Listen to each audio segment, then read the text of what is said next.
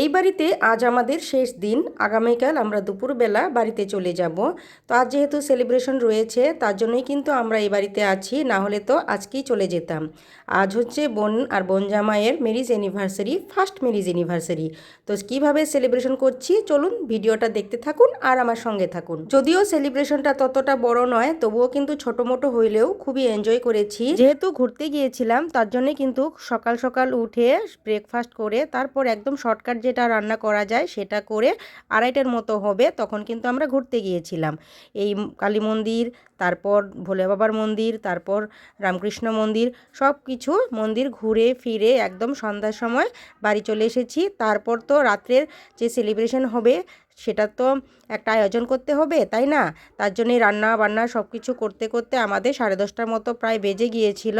তো তেমন তো লোকজনকে নেমন্তন্ন করা হয়নি, যেহেতু আমার বোনের শাশুড়ি মা ছিল না, একদম সিম্পলভাবে করা হয়েছে।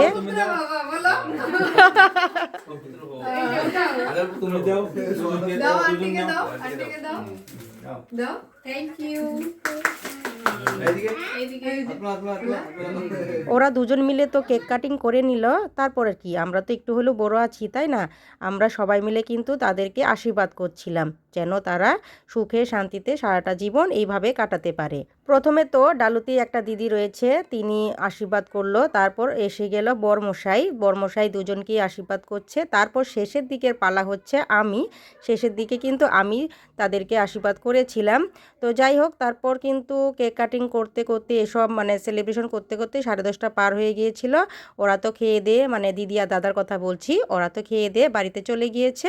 আর আমরাও শেষে 12টার দিকে খাওয়া দাওয়া করে নিলাম। সত্যি কথা বলতে সেদিন কিন্তু আমাদের ঘুমাতে ঘুমাতে একটা পার হয়ে গিয়েছিল। আসলে কি, বাড়িতে ছোট আয়োজন হোক বা বড় আয়োজন, বাড়ির লোকদের কিন্তু একটু দেরি হয়েই যায়। চলে আসলাম পরের দিন একদম বিদায় বেলার টাইমে। আর এখন বাজে 1টার মতো হবে। এখন আমরা বাড়ি চলে যাব বাইক করে। আমরা এসেছিলাম এক রবিবারে আর যাচ্ছি আরেক রবিবারে। আমরা কিন্তু 8টা দিন এখানে রইলাম। তো খুবই ভালো লাগছিল। এখন তো যেতেই হবে, যদিও মনটা খারাপ হয়ে গেছে, তবুও তো আমাদের নিজেদের বাড়ি তো যেতেই হবে। তো যাওয়ার আগে তাদেরকে একটু বাই বলে দিলাম। এখন চলুন তাহলে আমাদের বাড়ির দিকে আমরা রওনা হই।